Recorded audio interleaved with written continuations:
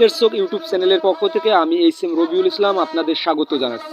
বাংলাদেশ জামায়াতে ইসলামীর মজলুম জননেতা এটিএম আজহারুল ইসলামের মুক্তির দাবিতে বিশাল সমাবেশ ও বিক্ষোভ মিছিলের ডাক দিয়েছেন বাংলাদেশ জামায়াতে ইসলামী কেন্দ্রীয় কমিটি। সারা দেশের ন্যায় লালমনিরহাটের রেলওয়ে মুক্ত মঞ্চে বিশাল সমাবেশ ও বিক্ষোভ মিছিলের ডাক দেয় বাংলাদেশ জামায়াতে ইসলামী লালমনিরহাট জেলা শাখা।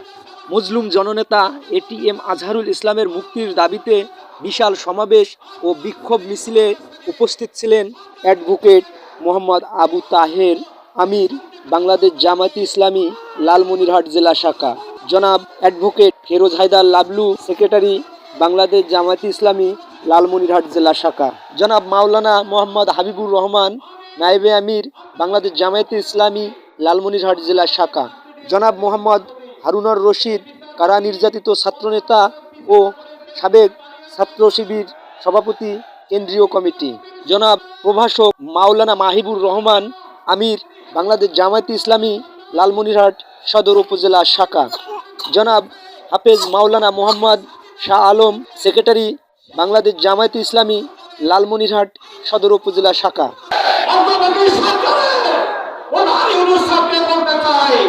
আপনি নির্ভয় আদেশে আগামী কয়েক ঘন্টার মধ্যে আধারবাদে মুক্তি দেবেন, নাহলে বাংলার জনগণ, 18 কোটি মানুষ জামাত ইসলামের সাথে নিয়ে আমাদের এই বীর পুরুষ আধারবাদকে মুক্তি করে ছাড়বেন ইনশাআল্লাহ। বলতে চাই, আমাদের মিছিল জেলা আমিরের বক্তব্যের মধ্য দিয়ে প্রোগ্রাম শেষ হবে। মিছিল শেষ হওয়া পর্যন্ত সকলেই থাকবো তো? সকলেই থাকবো তো? এই পর্যায়ে আলোচনা রাখার জন্য অনুরোধ জানাচ্ছি আজকের এই সমাবেশের সম্মানিত সভাপতি, বাংলাদেশ জামাত ইসলামের কেন্দ্রীয় মজলিসের শুরুর অন্যতম সদস্য, আমাদের সকলের শ্রদ্ধাভাজন দায়িত্বশীল লালমনিরহাট জেলার সংগ্রামী জেলা আমির, আমাদের সকলের শ্রদ্ধাভাজন দায়িত্বশীল জনাব অ্যাডভোকেট আবু তাহের।